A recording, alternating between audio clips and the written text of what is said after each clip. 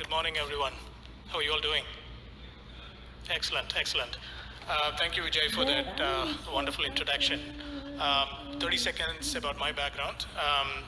I grew up as an IT engineer. It's my almost 30 years in this industry. And the last 8 years, I've been in the automotive industry, starting with Tesla. So I thought Tesla is actually an automotive company. And later on, after a year or so, I joined, I realized that it's not an automotive company, it's a technology company, trying to completely revolutionize the auto industry. So I spent nearly 4.5 years working directly for Elon Musk. And then you may ask why you left such a great company and then joined an unknown startup. Back then, the NIO was called NextEV. And then in 2016, we renamed ourselves from NextEV to NIO. So it's been 3 years, and I joined NIO as a global CIO. And then back in last December, I took over as the managing director for the NIO U.S. operations. So what I thought I will do is the first 5 minutes or so, I will just ground you all with who NIO is and then what we have developed so far in terms of helping with this next generation mobility and then the autonomous transportation. Then I will hit on the main point for the keynote. So NIO is more than a car company. So who is NIO? We started as a global startup in November 2014, well funded by Tencent, Temasek, Sequoia, Baidu, to name a few global investors. And then in 4 years, from a startup company to a nearly 10,000 employee based global company, we went public in New York Stock Exchange in September of last year. And in the meantime, we delivered 2 consumer products, mainly the 2 autonomous or level 2 autonomous vehicle for China market. So here's a footprint. As I mentioned, we born as a global startup with our design facility in Europe, in Munich, and also we have a performance program in London, outside of Oxford, and then the Advanced Technology Center, or the brain of NIO, is in Silicon Valley in San Jose. It's about 5 miles from here. And then our manufacturing and the vehicle engineering facility is in China, specifically in Shanghai and then Beijing. So globally, this is the footprint of NIO. And in terms of the products, what we have developed, as I mentioned, we started with proving the concept. We started with a performance program. So there's a gentleman named Martin Leash, Dr. Martin Leash, who used to be the chairman of one of the European OEM vehicles. He was a race driver, so he had a passion towards creating a Formula E vehicle, because being a race driver, obviously that comes to your top of your mind. So we started, producing this racing car back in 2014. And then still that program continues. So the first picture is our Formula E program. And we also have a Formula E race in New York City that's coming shortly. And then the second product is the EP9, which is a supercar, which is the fastest electric vehicle and then now an autonomous vehicle on planet Earth that's been created thus far. When I say the fastest electric, so it started with an electric supercar. Then we challenged ourselves. There is a misnomer in the industry that performance and autonomy, can they coexist? So most people, they believe they cannot coexist. So we tried to prove that it is not true. So we put the GPS antenna and then some of the autonomous technology on top of this supercar. And very successfully, we ran the Circuit of America COTA track in Austin, Texas 2 years ago. Autonomously, this vehicle, NIO EP9, actually took a complete lap, and it set the world record. I encourage you to look at our website to learn more, and the video is posted so you can see for yourself. And the third vehicle is a concept vehicle called NIO Eve, which again, we launched it at the South by Southwest event in Austin, Texas. That really shows when the current vehicle becomes truly autonomous, what does that truly mean? What that user experience should look like? I loosely we call it as NIO. We are not building cars. We are building a supercomputer or a robot that happen to look like a car. If so, how should that supercomputer be architected? So some of those concepts, you can see it in the NIO Eve, because the space becomes, and space is a new premium. It used to be the black leather and chrome-plated wheels used to be the luxury in the context of autonomous, in the context of vehicles, but that's changing now. It is the space is a new premium, new luxury. So the EVE demonstrates some of those capabilities. How should that future look like? And then the last two products are the true consumer products where drivers like me and you can actually drive on the road. And then the first two products are, we launched it in China. And then, as Vijay mentioned, we started delivering our first vehicle in June of last year. And then as of December 31st of last year, we delivered over 15,000 NIO ES8s, which are 7-seater SUV, fully electric, and it is level 2 ADAS or AD. And I'll explain what that means. And then the last vehicle we launched is NIO ES6, which is a 5-seater electric autonomous vehicles. Again, that is targeted for China market initially. So this is a quick picture of that supercar. This is actually Dakota, Dakota track in Austin, Texas that we took the picture. So you can learn more about it in our website. And this was a NIO EVE. As I mentioned, when the vehicle becomes your true digital companion of tomorrow, how should that look like? And then again, you can learn more about the NIO EVE from our website as well. And this is a quick snapshot of our ES8, the first vehicle I mentioned. We launched 15,000 plus. They have been driven by our users throughout mainland China. This is ES6, a smaller version of the same SUV, fully electric, level 2, level 2.5 ADAS. In fact, starting in June, we will start delivering those vehicles to the users. It's an exciting time. And this is, again, a quick snapshot of how many vehicles have we delivered. As I mentioned, I used to be at Tesla for a number of years. It took more than 2 years for Tesla to hit this kind of a volume. Granted, Tesla was the first to enter the market into this industry, and there's a lot of learnings, and I'm speaking here today because of that industry that Elon had set the foundation for. A lot of companies are now building the next set of products on top of that autonomous vehicle paradigm. So this is the last slide about NIO, so then I'll get to the core of the keynote. This is just to prove that, how quickly we evolved as a startup company to a global public organization. So that's the first picture, that's the birthplace in November 2014. That's our office in Shanghai. And the second one, we opened a San Jose facility in 3100 Northwest Street, Montague and Northwest intersection. And then that's our San Jose mayor inaugurating our building in 2016 when it's fully built. And then the first NIO Day, like any other organizations, like Apple has a launch of new products at the Moscone Center, and we call it as NIO Day. So every December, we plan to launch new products. So this is a NIO Day where we launched our first electric vehicle ES8 in Shanghai. And this is the other picture is the ringing the IPO bell. You may notice one thing, there is no founders or no executives of NIO is in that picture in the opening bell. You may think, why? They are the first 10 or 15 NIO users. We don't call customers, we call users. So the gentleman in the middle, he is the first user and happened to be a NIO employee also. So our vision is to create something called a user enterprise.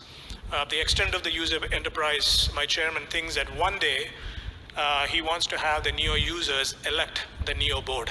That's the power of the user enterprise vision that we have set. And the last but not least is the most recent NIO Day in Beijing this time. We launched the NIO ES8. Now, the core of today's subject about the next generation transportation and then the autonomous industry in general. As we all recall, every industry has gone through a major disruption. I just want to illustrate the point. For example, our compute industry, if you recall, it started from 1940s all the way through the mid-70s. It was all about mainframe computers, and the leaders were IBM Digital. They disrupted, they were the pioneers in that. Then that shifted into the client-server model from the 75 all the way through mid-90s. And then the leaders, Intel, Microsoft, Cisco's of the world started that disruption and then created the client-server model, gradually shifting that mainframe computing to client-server model. Then it shifted, then startup companies back in the days, Amazon and Google. Now they started pioneering, taking the charge of that, and then disrupted that industry, compute industry again, came up with a cloud infrastructure. Then the customers like all of us, we started moving away from the mainframe to client server to the cloud. Then the voice became the de facto interface for anything and everything, whether it's a device, appliance, or a PC or a laptop. So that I call it as cognitive computing, which mainly like Siris of the world, Cortanas of the world, so they started. So the voice has taken as the leading position in driving the consumer behavior. I was in the Saratoga last night with the mayor. Similar panel discussion. My heart was still what's happening in the Golden State Warriors. Are they winning or not? So during a break, I just asked Siri, what's Golden State Warriors score? Siri gave me the answer within split seconds. So voice has become the de facto interface for getting information, right? We ask pretty much everything. What's the weather today, and how old is Stephen Curry? Siri will give me an answer more than we could type it in Google and get the response. So cognitive computing has taken that disruption. Now, who's going to win? Yet to be seen. What's next? Some of us will come up with some bright ideas too. The point is the compute industry has gone through disruption. Same thing true for mobile. Started with Motorola and Nokia. Those two companies don't even exist today to make significant impact, right? They were the pioneers. It started with the radio frequency as a core invention. They were the leadership in that case until Apple came up with this little thing called iPhone back in 2007. Steve Jobs did not, ask Motorola or Nokia and then ask them to put this iOS as an operating system and call it as iPhone. Instead, he created a new device. The purpose of the device was easy access to the mobile internet. Complete different paradigm and the mind shift. Granted, the first version of iPhone was not the coolest product that me and you would carry, but the purpose was, how can I access the mobile internet quicker, faster, and when I want it, where I want it? iPhone came in, and then displacing the Nokias and Motorola's of the world. Now it is now shifting towards more context-based, right? So industry is the communication industry has gone through the evolution. Back when iPhone was launched, I'm sure we can ask Siri, what was Apple's market cap? It was less than 200 billion, I'm pretty sure. Today it is north of 1 trillion. It's, again, launching that product with the right purpose. The app ecosystem grew and a lot of startups were born with that concept. That's how the disruption took place in that mobile industry. Same thing for the software industry. Started with hardware, software, then the Unix operating system got launched, then it became into Linux, then open source came in, then now it's all API driven, then the SaaS and PaaS infrastructure came in. So we displace on that, all the old technology with the latest technology. What's next? We will find out together. So software industry has gone through a major, major disruption. It is absolutely high time for automobile industry to disrupt, and there's no different. Again, in the early 90s through 1970 or 80, it was mainly a mechanical and hydraulic system driven internal combustion engine vehicle. The Fords of the world, General Motors of the world, etc. So that was the transportation intelligence that we built to move objects and human from point A to point B. Then came in the electromechanical, which I call it as mechatronics. So mechanical, but still electronics being the main automated engine or the brain behind that. Again, as you can see, the market segment also grew from 250 million to nearly $1 trillion by that time. Now it is digital. See, I do not use the term software. It is digital. Now that industry is now going through an absolute major disruption, and it's become the digital. Again, the vehicle will become the next digital companion that we all wish that happen. The vehicle should give and will give, the productive experience, the playful experience, or the peaceful experience. What I mean by that is, productive means, for example, we are driving to the keynote here today. There is no reason why the vehicle cannot give you that content to learn about, who is this Ganesh, who is NIO. The information is already there. The vehicle is smart enough to know that contextually where you are driving and who are you with. It can deliver that content to you. That is a productive experience. Or you are going to be late for this meeting. because the unexpected traffic came in, the vehicle should know automatically, would you like a Zoom meeting for you to start it so that you don't lose this content, and then you are still in the room or in the meeting. You get the idea. In the evening, let's say after work, you want to go back home, you are stressed, I want to have a peaceful environment. So the vehicle knows you are driving back home. Depending on your persona, the vehicle knows that you are a sports person. Let me play Golden State Warriors KNBR 680 channel for you. The content can be delivered. So contextually, I believe the vehicle should be able to deliver you that seamless experience which you look for. The last but not least, the playful experience. On the weekends, you want to have quality time with your family, or children, or your friends. It can render you that sort of a playful experience for that. So the vehicle is becoming that digital companion that we all have been dreaming for. It's coming. An autonomous vehicle sets that. It's easy said and done. How do we get there? This is, I think, I look at this vehicle technology evolution. As I mentioned, on the left-hand side, let me walk you through. The traditional OEMs started with car as the core innovation, which is again the mechanical and electronics combined, mechatronics as a core innovation. Then it's changed into an EV revolution. For that, instead of the traditional internal combustion engine, we need to have an e-powertrain, electronic powertrain, which is the motor, the inverter, and the battery itself, right? So the e-powertrain innovation was put around the vehicle. And then autonomous becoming a feature.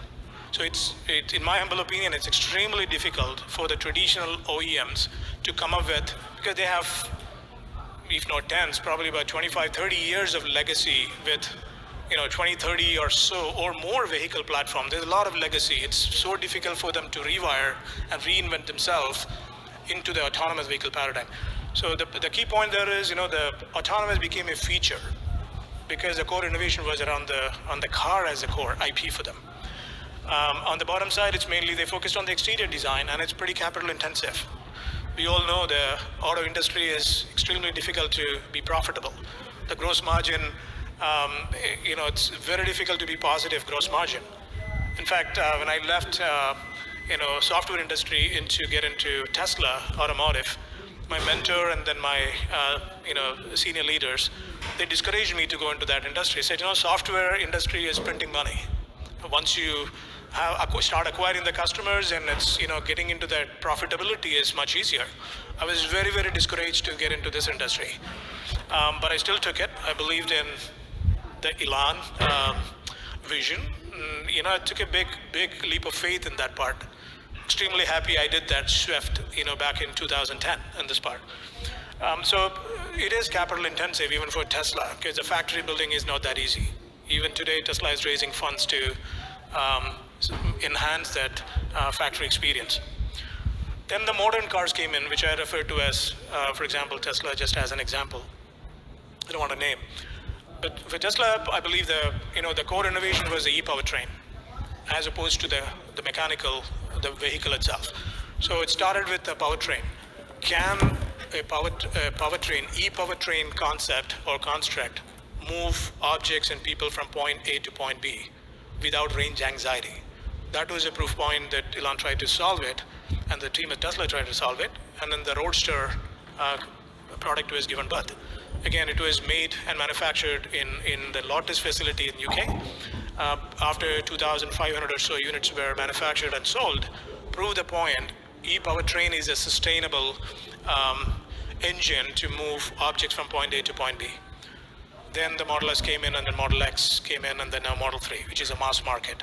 The point being is e-powertrain was a core innovation, then the car was built around it, then autonomous driving or ADAS, driver assistance, became a feature again.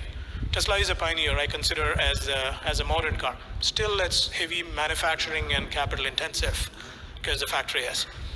The next generation, just put in NIO, but there are others also looking to disrupt in the same way. You have to look autonomy as the core center, core innovation, and then build a car around it. And when you build a car around it, I'll explain that in the subsequent slides. So the key tenet is the immersive user experiences. As I mentioned, the vehicle will become your digital companion in the future. If so, how should that supercomputer or a robot or this autonomous vehicle be architected from the ground up. So we have to start from a clean sheet of paper, not from the traditional OEM mindset. So we started looking at autonomous driving or what does truly autonomy means, and how do we make it truly a viable product, safe and then viable product.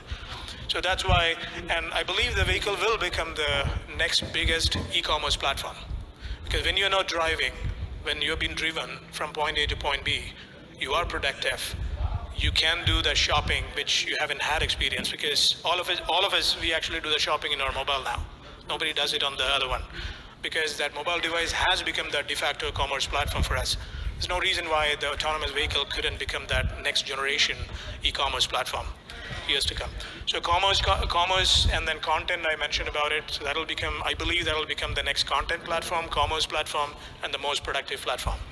So how should we look at how to architect that next generation?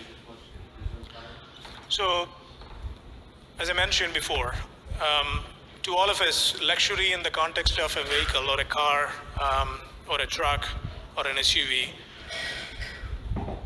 the black leather and the fancy look and feel of the interior used to be the premium. And still many of us, we believe that is. It's not true anymore. Time is a new premium, right? So our objective is to give people time back so that you can be doing more stuff. In fact, I was looking at some research. Roughly about 160 billion minutes every year globally is spent in commute. Just process that for a second. 160 billion minutes. Either because of traffic congestion, or it does take that much time for you to commute from point A, from your home to work and then back, right? Wouldn't it be nice if we can give you that time back or part of that time back so that you can be yourself, you can do much more productive things to solve much more meaningful problem solving. So we believe time is a new premium that we should try to solve for. And then space is a new luxury. Within the vehicle right now, for example, the digital cockpit, as we call the instrument cluster or the HUD unit, it is optimized for you as a driver, right? When we all go inside the today's car and then touch the steering wheel, we are all called drivers. You're not who you are, and then I'm not who I am. Wouldn't it be nice if we can be who you want to be at that point in time? For that, we need more space in the vehicle. So autonomous vehicle with thoughtful design, we can get into that pretty quick. And luxury is a new premium. And flexibility is a new utility. Again, what I meant by that is that immersive experiences, the productive, the peaceful, and then the playful. If you are able to deliver that experience, the vehicle becomes that new utility. And then contextual intelligence. And I didn't use the term artificial intelligence. It's context-sensitive intelligence, which is what I was alluding to. When you are driving alone, let's say you are a music person and you love, Indian classical music, and you like in high volume. So you program your vehicle to play Bhimsen Joshi or whoever that the artist or the musician that you're passionate about. So that is how the car is set. But that changes the moment your spouse or the children gets inside the car, assuming they hate music, they love sports, or they love cooking shows. So contextually, we should be able to give that experience because the data is there and personas can be easily set. So the data set is available. So contextually, we should be able to provide that experience in the autonomous era that has just started. That's the contextual intelligence, right? So how should we look at building this supercomputer? So I look at, they call the traditional internal combustion engine, I call it as vehicle 1.0 era. And the modern car, Tesla is a pioneer and leader in that case. They call it as vehicle 2.0 architecture. In the true autonomous paradigm, I think we should look at vehicle 3.0 architecture, completely reinvent how you would reimagine. So here is my construct in this part. So bear with me while I walk you through. So I put 3 building blocks from the bottom: fully resilient autonomy, digital living space, and then some foundational elements on the right-hand side. Let me walk you through each block. The fully resilient autonomy. It starts with the fail operational powertrain. Granted, even the autonomous vehicle will have tires, right? That's laws of physics. There will be nails on the road. It's fact. Nails can go inside the tire. Today, when that happens, you as a driver, we have the control. We safely maneuver the vehicle until the vehicle comes to a safe slot. Whether it's you're driving in an urban road or in highways. But you as a human make that complex decision to safely maneuver. Guess what? Tomorrow you're not driving. The vehicle is driving for you. The same use case applies. The nail goes inside the tire. How should the powertrain and then the intelligence in the car make that complex decision as if you are making it? That's what I meant by the failed operational powertrain. So you can't just look at the vehicle as the whole body. You have to look at vehicle as a stack of different things. So it started with the failed operational. Then the traditional chassis or the body in white, which is the actual shell of the car itself. Today, there are 4 doors in the car for the passengers to get in and out, or ingress, egress. When you're not driving it, should that construct be the same? Because as I mentioned, reimagine the vehicle as your digital companion. In that case, how should that ingress, egress should work, right? And, when you are yourself with your closest friends you are inviting to your house, you may arrange your house in a certain way. The sofa sets in one way, and so you configure your house according to that experience. The moment, let's say you are inviting a government officials, it's much more formal arrangement. So you can configure our living space the way that you want it based on the context and the moment in time. There's no reason why the interior of the vehicle cannot be reimagined for that digital experience. So that's why we are re-looking at how should that ingress egress in an autonomous vehicle should look like. That's the second part, the chassis or the body in white. Then the vehicle signals, the vehicle network. So the vehicles have a lot of ECUs, the electronic control units, which controls various signals of the car, the body controller, the windshield controller, door controller, etc., etc. In traditional mechanical, the OEM cars, there are way too many ECUs to do certain functions. Most of them are LIN-based or CAN-based architecture, right? Even in the Tesla world, a lot of those ECUs are still CAN-based and LIN-based, which has limitations. And obviously, because many of these components are sourced from tier 1 suppliers, so we also have to influence them to innovate them along with us to make those changes, to shift them into more Ethernet-based ECUs. Of course, security also we have to look at, which I will touch it on the foundation layer. So the point is now for autonomous vehicle, we should be able to, through software, through the network, should be able to control the vehicle, the experiences, meaning the over-the-air, firmware over-the-air drop. For that, we need to reinvent the vehicle communication or the vehicle network. So we are doing that at NIO very, very successfully. We build a lot of something called, the vehicle function controllers, we call it as. We are combining multiple ECUs into brain, so that's some of the core IPs that we built. So that's a vehicle network. Then, as you mentioned, the autonomous driving core components, which is mainly the sensor suites, compute, and then the machine learning or the AI, right? Before we can put this autonomous vehicle safely on the road, millions and millions and millions of miles driven data needs to be collected to analyze and give the data back to the ML or the deep learning engineers, so they can see what the car has seen it. The car will have obviously the LiDAR, radar, sensor suites, and camera. So we are looking at ADAS as not just an ADAS; it's a combination of machine learning, deep learning, all combined together. So that's the first block, and then the contextual intelligence, as I talked about, again, provide that experience. Then on top of it is the digital cockpit. We shouldn't be looking at digital cockpit only for the driver, because there may not be any driver. So we should be able to look for the entire passengers in the car. So that the whole dashboard can become a living space experience, maybe a full screen. So there's a lot of innovation is happening. And last but not least, the user experience, the touch points. The reason iPhone is, and then now the Google phone is successful, because the user interface and the user experience is so slick. Even grandmas can easily search for a content or talk to a content, because the user experience becomes even more super important in the context when the vehicle becomes the next context, next content and e-commerce platform. Last but not least is all this is have to be security thought through well, because otherwise this can be potentially used as a weapon, right? That's the downside of this. So security has to be from the birth of the car to the destruction of the car. The entire lifestyle ecosystem, security has to be thought through. Last but not least, the amount of data these vehicles will spit out. So in summary, because I'm running out of time, I have 30 seconds.